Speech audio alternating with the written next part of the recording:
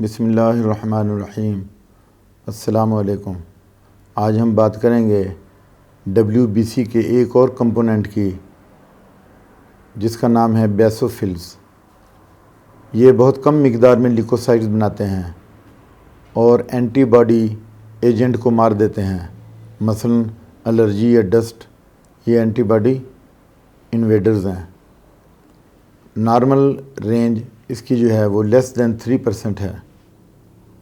اگر خون میں ٹیسٹ کے دوران جب ہم WBC کرواتے ہیں، اگر بلڈ میں بیسوفل کی مقدار یا لیول زیادہ ہو جائے تو پھر ہمیں پتہ چلتا ہے کہ یا تو پیشنٹ کو الرجی ہے، یا اسے CML ایک ہڈیوں کا کینسر ہے، اور یا اورل کنٹراسیپٹیو پلز ہیں۔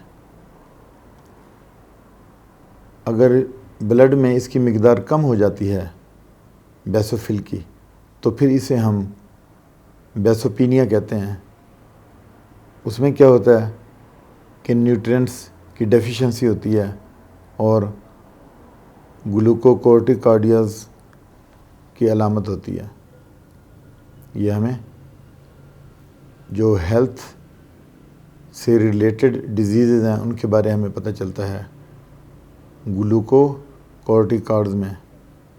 تو اس کے بعد پھر ٹریٹمنٹ ہے، اس کی مقدار بلڈ میں کم ہو یا زیادہ تو ہومیوپیتھی میں یہ میڈیسنز آپ نے لینی ہیں: ایکینیشیا، مدر ٹنچر، ہائیڈراسٹس، کیو فارم میں لینا مدر ٹنچر، کیریکا پپایا جو کہ پلیٹلیٹس کو بھی اور کلاٹنگ کو کنٹرول کرتا ہے، نیٹرمیور لینی ہے۔